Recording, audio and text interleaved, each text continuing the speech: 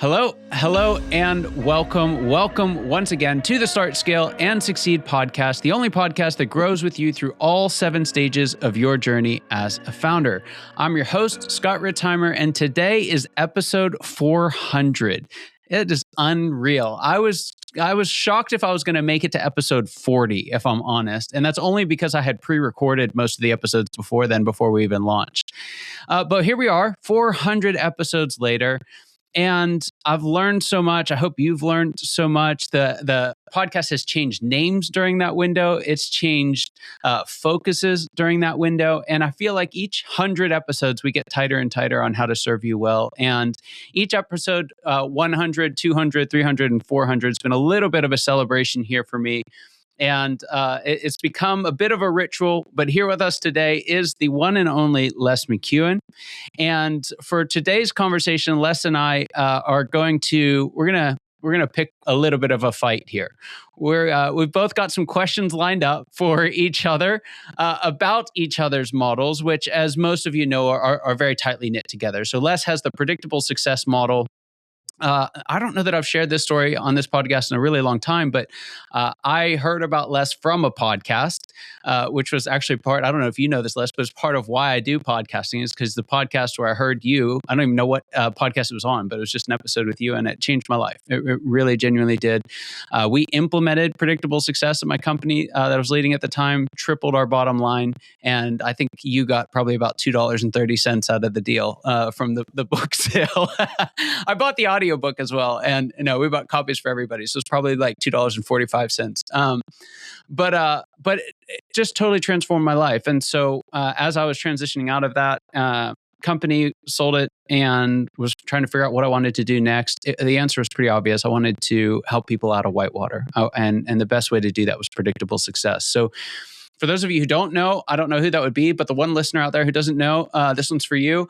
Predictable success is it's a life cycle. It's a model about organizational growth and scale. I'll let Les set that up a little bit better here in a second. And it's radically transformative. My experience of tripling our bottom line, I've found in the world of predictable success is pretty normal for folks that are coming out of whitewater into predictable success. And I have the ability to poke holes in lots of things. I'll just say it that way. That's the nicest version of that. And there's nothing about Les's model that I don't deeply resonate with. And so it's just tremendous having you here, Les. Love that you've shared your model with us, and excited to ask you some questions about it. And then the other model is my Founder's Evolution model. You'll have heard about that. You know about that. We talk about it almost every week. And Les is going to return the favor and throw some questions my way. So, Les, welcome to the show. I saw an early version of the Predictable Success book just recently, and you and I have been going back and forth about books and the process. As you know, I'm deep in the process of getting my book out into the wild, but. Tell us, how did, before we get into the questions I have here, but how did Predictable Success, the book, come to be? Well, it's interesting because you found that buried in a massive email thread that I think I'd forwarded to you for a completely different reason. And I hadn't realized that the attachments were still all in there. And you're right, what you saw was probably a 2008 version of the 2010 book. And it was hilarious to look back at, as you pointed out, without any chagrin, the weird chapter titles that I had and the funny little logo that I had and all that sort of stuff that was in there as placeholders. But that was all part of the fun, was evolving towards what it finally became.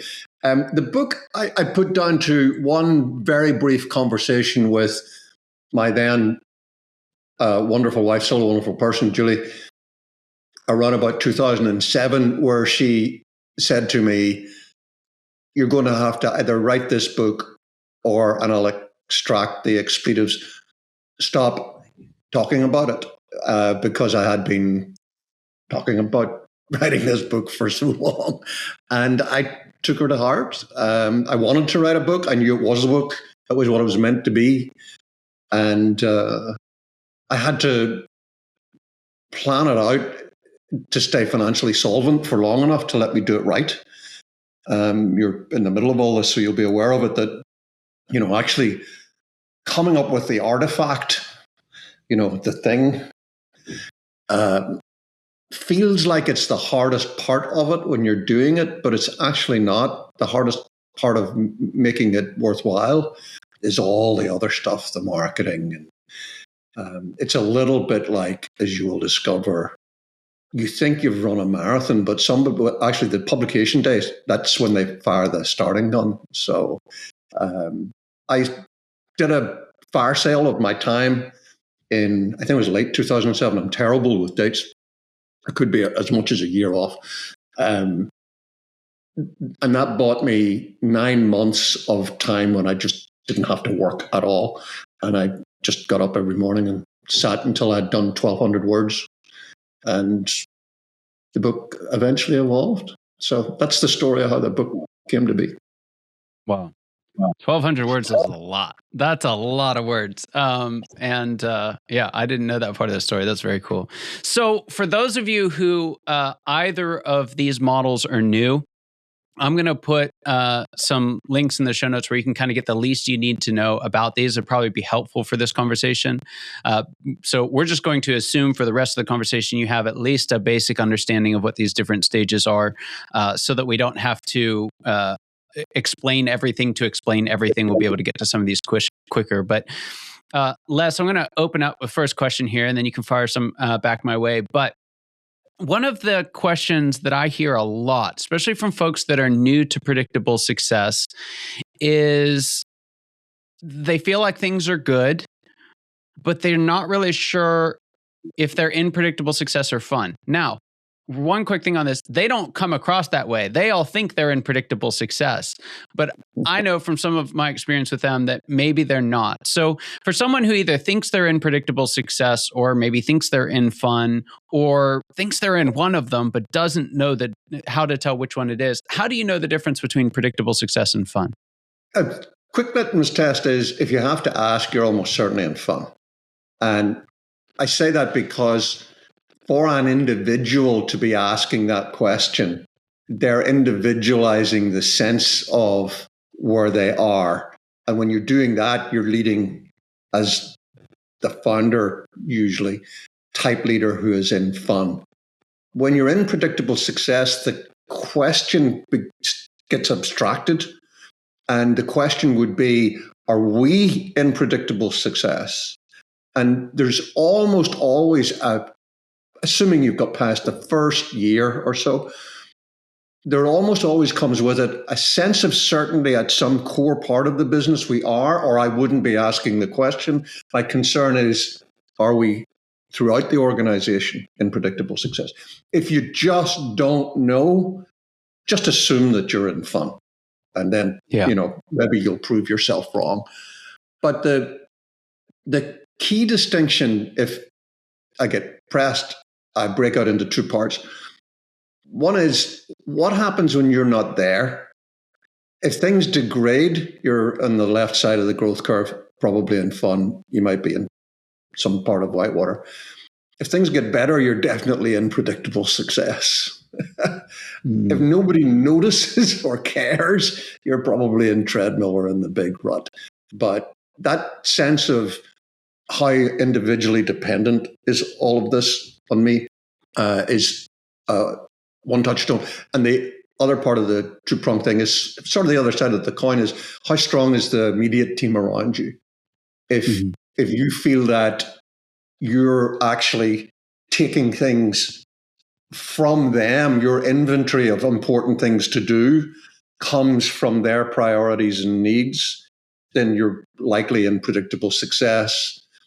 If they're working like crazy to try and take stuff off you, you're probably still in fun. I see this a lot with very charismatic leaders in businesses, industries, or nonprofits like churches that are individual specific. And so they'll be in a period of ease. They're growing. It's bigger than it ever was, which means it was bigger than the thing that barely covered their paycheck 3 years earlier. And so a lot of that feels like predictable success, but that litmus test of how does it do when you're not there, I think is excellent. That's really, really helpful. It's really helpful. I like that a lot. And, if somebody's immediate reaction is, I haven't been not there for 5 years, can't remember the last time I took a holiday. You've answered the question. So let me turn that around a little bit and look at it from the point of view of the individual leader who's asking the question.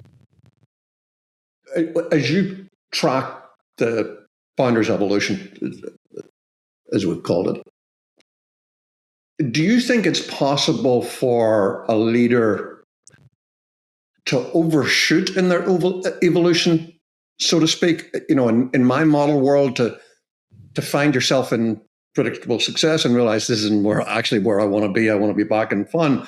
Can you get to stage 5 and think, I'm actually going to go backwards? Is that possible, and is it healthy?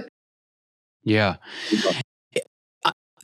There's a few different ways that happens. One is, I think, like predictable success, there's this idea that whatever is the highest one is the best one. Right. Especially in the US and I think the West in general, there's this idea that bigger is better. And bigger does different things and can be better, but it's not inherently better. And I think one of the reasons why the Founder's Evolution is so helpful is because we don't define level 7 as the destination for everybody. That we're just all on our journey to level 7. It's actually the least likely by several orders of magnitude, because for most of us, we don't actually ever have to get that far. And so what ends up happening, I think, a lot of times is similar to predictable success. What puts you in level 3 instead of level 2 is success in level 2. We don't really choose to get to the next level as much as we do the things that thrust us into that level. And so a lot of folks will, they'll start in level 2, they'll start bringing some folks around them in level 3, they'll kind of crack the code in level 4, and they'll wake up one day, usually in level 4. It's not, level 5 is a pretty conscious effort to get to, but I see it happen sometimes, and they're like, why am I doing this? Is this it? Like, is this? And so for some folks, the answer is no, this isn't it. Level 5 is amazing. Let's go there. For some folks, it's, yeah, this is way past it. And if you just had your own private practice where you were doing the thing that you love to do, if you love coffee, don't get to level 5 and be a coffee CEO. Right. That's not, like, if you love being behind an espresso machine, then level 2, maybe level 3 is all you need to do. And so in a similar way to predictable success, if you have any choice other than to go to the next level, it's oftentimes the right answer is to stay or maybe even go backwards. And I'm guessing too that you can get to the point where you've, as you say, been promoted isn't the right word. That's got a very specific connotation, but in essence, you've developed into a leadership level where it actually would feel like a failure, or certainly there'd be a lot of peer pride involved in just saying, no, I don't really want to do that. I just want to go back to my 2 coffee shops rather than trying to be another Starbucks, but yeah, it can make you the happiest person in the world. It takes way more bravery to go backwards. I don't even like to use the phrase backwards, but to go backwards, to return to a previous level. I call it going home instead of going backwards. But it takes way more bravery and courage to do that than to just accept the organizational inertia and try borrowing someone else's vision for your life. Now, I will offer, and this is a part of what makes this so hard, and part of how it happens, is that I believe organizations of a certain size demand a founder or leader at a certain level. You can't lead a 500-person firm from level 2 startup entrepreneur doing your own thing however you want, whenever you want. So some of what makes that is the kind of golden handcuffs is like you get to level 5, and folks who are in level 5 that shouldn't be in level 5 are some of the most miserable people I know. Right. because they've got everything that everyone thinks that they should want, and they're dead inside. They hate all of it, and it's like, how do you say no to that? It's like you've got the most privileged position in the world. How do you choose to give that up and then go start something new from scratch? It's a really, really difficult place to be. It's a difficult place to be. I want to just throw in a follow-up here. When I was thinking about things I wanted to ask you about the model, I thought this was a distinct question, but I realize now, having just spoken to you about this, it's actually part of what we just said. Talk to me about skipping stages in the founder's evolution. Is that possible? Is that desirable? Where does that fit in? You know my view on the life cycle side of things. How does skipping stages, where does that fit in the founder's evolution?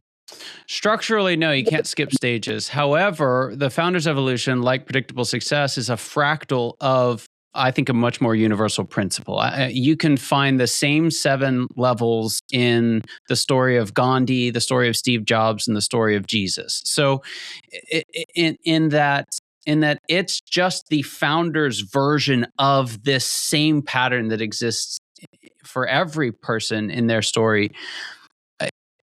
You can do whatever stage you want at whatever time. But in terms of the founder's evolution, here's the most common example. Folks want to skip to level 6, which is the owner stage. Right. And it's obvious why. It's like, if you could own something and not run it, and it just gave you a bunch of money and you had infinite time freedom, who doesn't want that? It's like, okay, that's fine. I actually don't want that because I'd be bored out of my mind, and I'm a terrible person when I'm bored. But I understand the allure.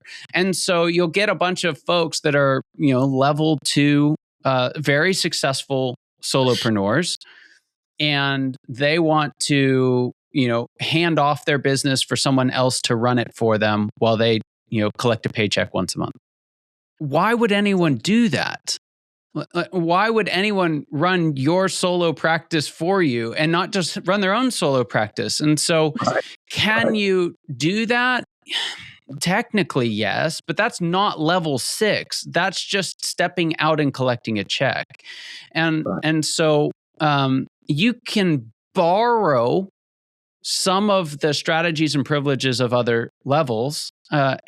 For example, a startup entrepreneur can retire. They can just close shop. And if they've set aside enough money, then they can do investor type things similar to what a level 6 owner would do.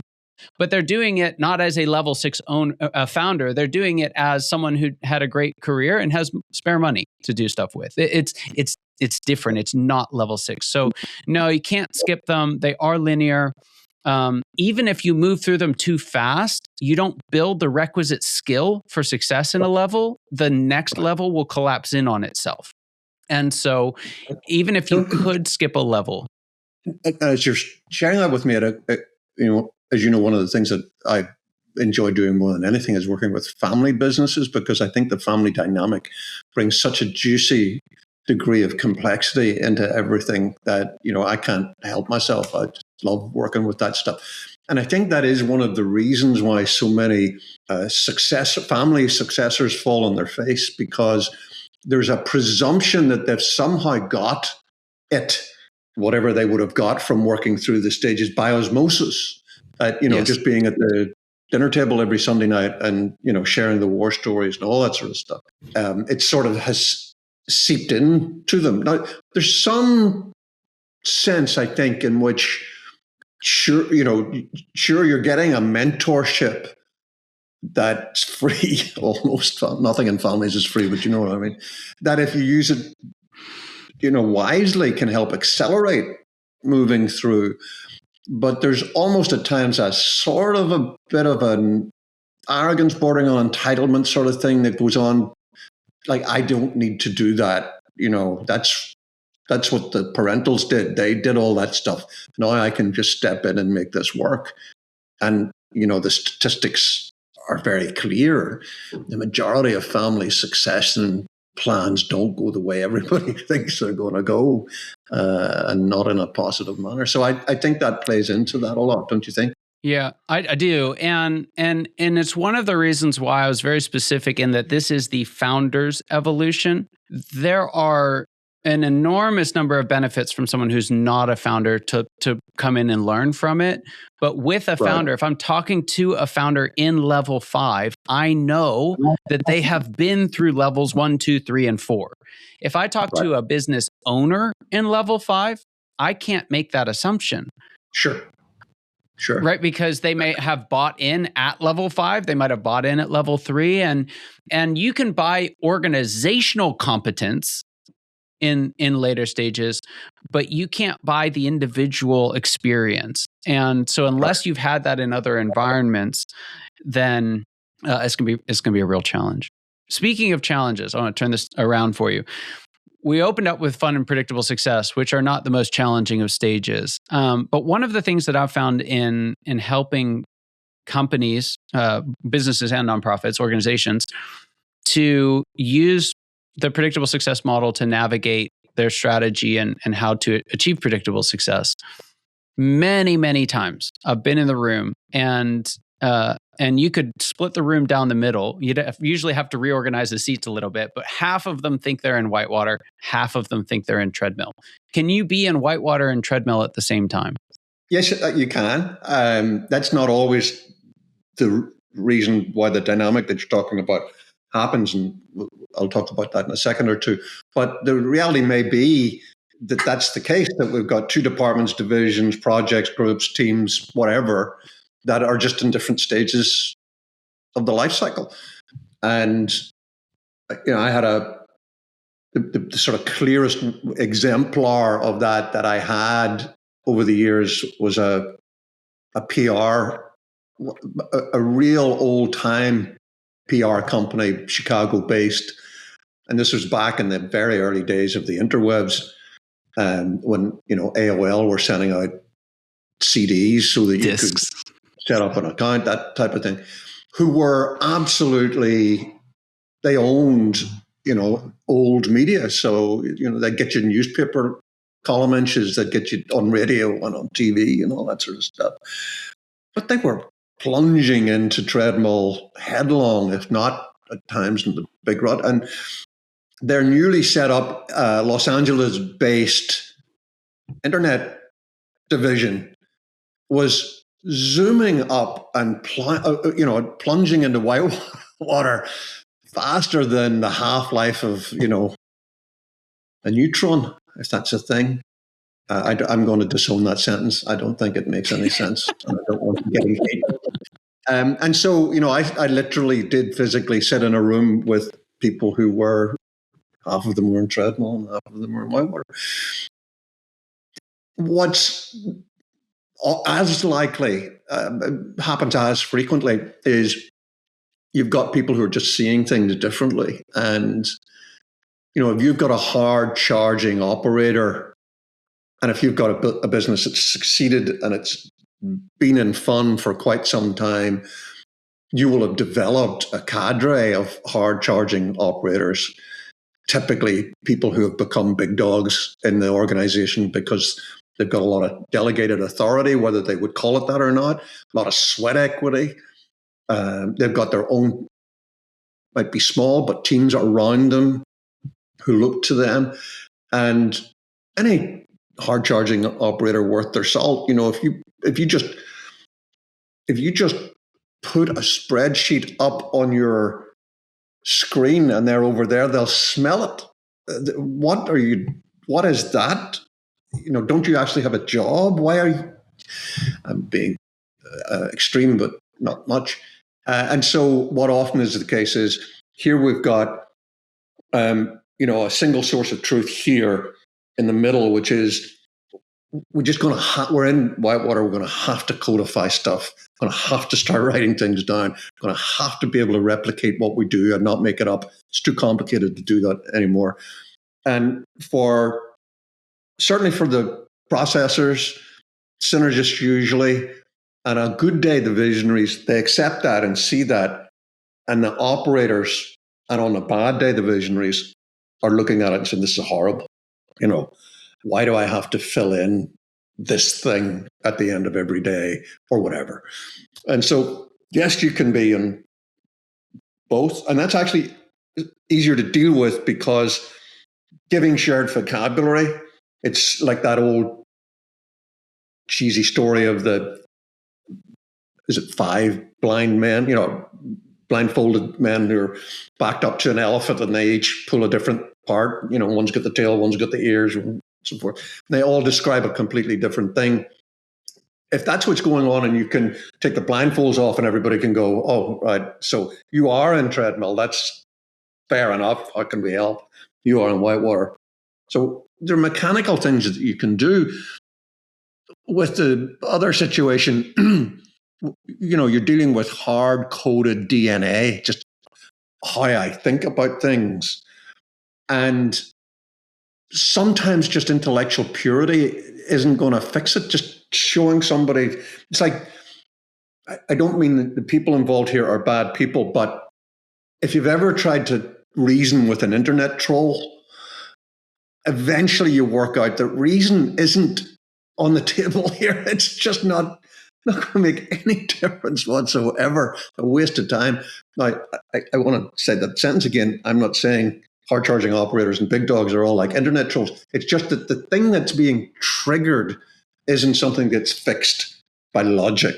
It's such a deeply felt thing that's the work that's really, really hard in whitewater. So you're genuinely in whitewater. You've just got people for whom it really feels like treadmill. That's tough work. Yeah. I think that it's important to address both of those issues. If I could put a bow on it, of saying, hey, we need to know what stage we are in enterprise-wide, and that the reason we're there is in large part because this group is there, this group is there. It really is both. And you almost can't address one without the other, but you do have to wrestle through the dual reality there. And I think a lot of teams come up short in that respect. And in doing that, one of the, it's going to be self-deprecating to say one of the few things, but it's not true. One of the many things that age has helped me with is that it's really difficult to be of help to anyone dealing with that different set of perceptions. If you as an individual have an emotive buy-in to one of those specific perceptions yourself, and when I was younger, it was a lot harder for me to be a real sounding board, being able to be objective and stepping back from the emotional concerns of all of that. One of the things that I've always believed is that the ability to be not necessarily clinical, because that sounds, less than human. Clinicians are not less than human. So again, got to be careful. But the ability to be objective is such an important part of being a good scale architect, critical success practitioner. And, although I have my own preferences when it comes to the work I do, I can completely abstract from that. So let me ask you this. When you look at the founder's evolution, where's your heart? Which stage is the one that you most enjoy being in? And does that affect the way in which you interact and help other people?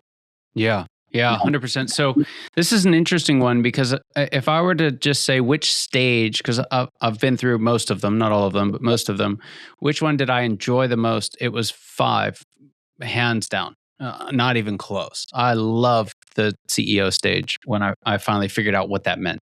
And I'm pretty good at it. It works well for my makeup. And as soon as I got there and it got good, I sold the company. And I don't know why I did that, but I left that. And one of the things that I realized, I didn't have the model at the time that I did this, but when you are a level 5 CEO crushing it in one domain and you go start another business, you don't start it in level 5. It's like, same with predictable success. If you're in predictable success and you go launch another business unit, it doesn't launch in predictable success. It launches in early struggle. And the same way, I went all the way back to level 1, had to figure out like, what does it mean to actually be a coach? However, when I'm helping folks go through this process, I don't think that which stage you want to be in is the highest and best way of figuring out where you're trying to go. For me and how I coach folks, and now they choose whatever stage they want. I think all 7 are equal. I didn't think that when I started the project, and several of my clients proved me wrong. All 7 stages have a valid expression that can be wonderful and life-giving and fulfilling and every bit of what you need it to be. Some of those is a little harder to believe than others, but it is true. And the book has 7 of those examples, so you can actually see it from the real world. But I found that to accomplish what I wanted to accomplish, helping other founders ultimately build an organization that they love to lead. That's really what it boils down to. I can be most effective at that, achieving that vision for this organization in level 2. And so I have, even once my book of business was completely full, and the next obvious step is to bring in other coaches and start, having them work for you and all that in a bag of chips. I realized that for the vision that I have for this organization and what I want to do with it, level 2 is undoubtedly the most effective tool to use for that vision. And so I have to make a really concerted effort to not accidentally get to level 3. And, got to watch hiring people. And for your listeners, very quickly, just explain the difference between level 2 and 3. Yeah, level 2 is, on its best day, level 2 is a successful solopreneur. It's you with a couple of people that help out. You have less than a handful, because somewhere around hiring a handful, the game changes. And it's not about you doing what you love to do. It's about you managing a group of people who does something that hopefully moves us in the right direction. But so level 2, successful solopreneur. Level 3, on its worst day, is being a reluctant manager, but on its best day is being a skillful manager, where you have arguably the most control to do during your day job the thing that you enjoy the most. So if you're like if you really like to sell, then you can hire other people to do the actual doing, and you can go have wonderful sales conversations until you're blue in the face. So level 3, being a skillful manager, isn't about being a manager. It's about what being a manager allows you to do personally. Right. But it happens when there's enough people that you actually have to manage them. And so that's the break point. And I have to be really conscientious of that break point and make sure that I'm not, committing to more work than I can do from level 2. And here's an interesting thing. You and I share that. You know me well enough to know that I'm firmly a level 2 guy. And this is going to sound like, oh, well, of course, it was going to come up at some point. I'm surprised this is a podcast, so AI has got to be talked about at some point, or we're clearly just 2 old fuddy-duddies, anyway.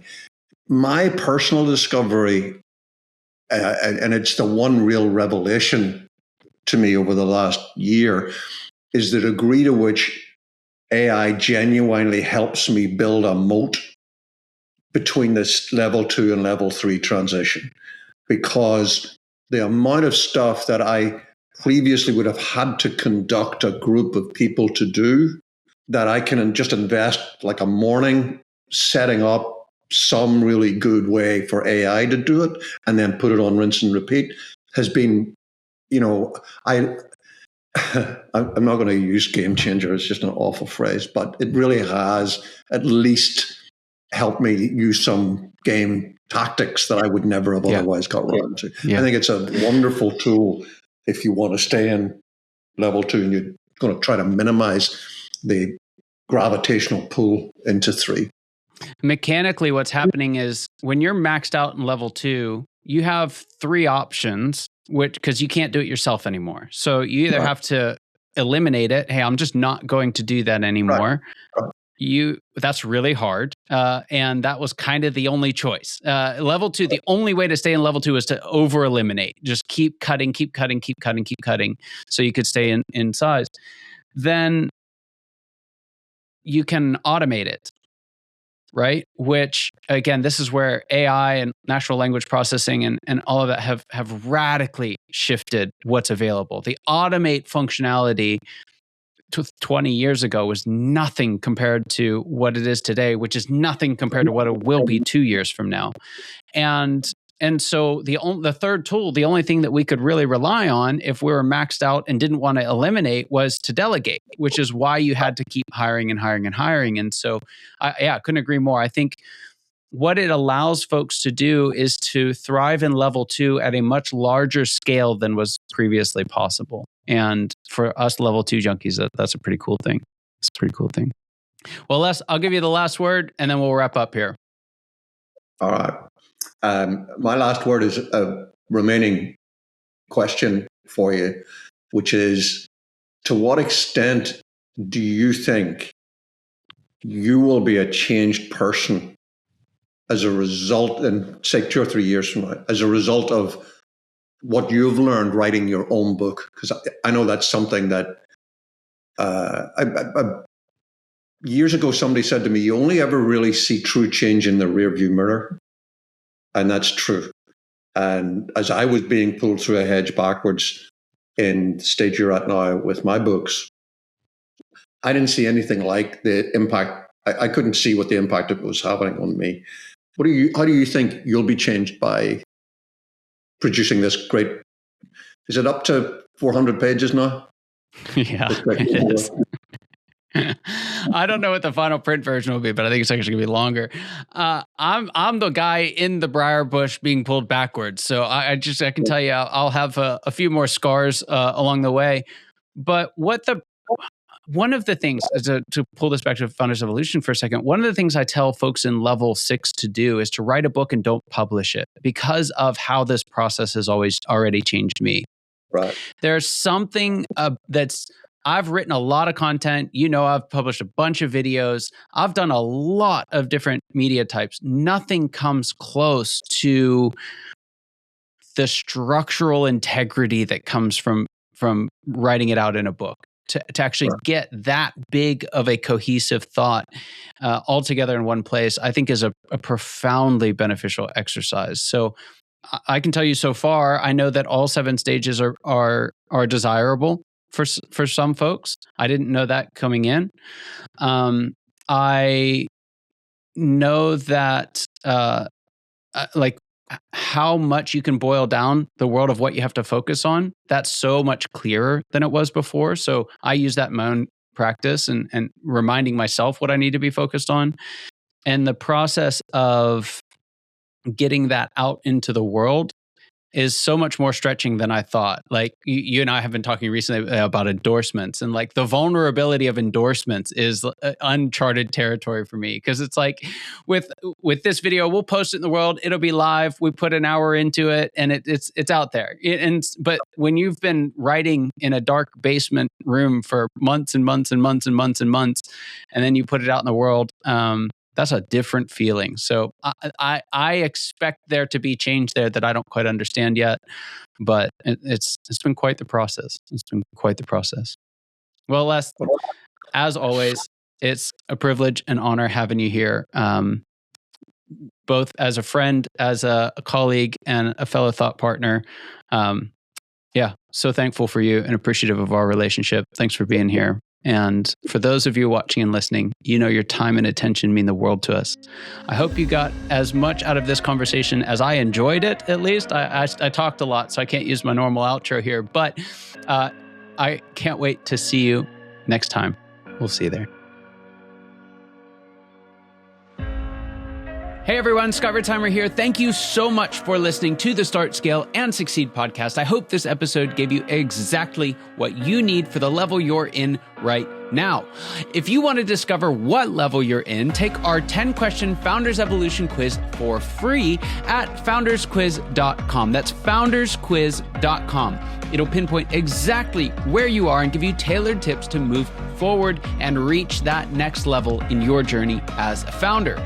If you got something out of today's episode, don't forget to subscribe, rate, or review. It helps us reach more founders like you, and let's be honest, it means a ton to me, my team, and all our incredible guests. So keep starting, scaling, and succeeding, and I'll see you in the next episode.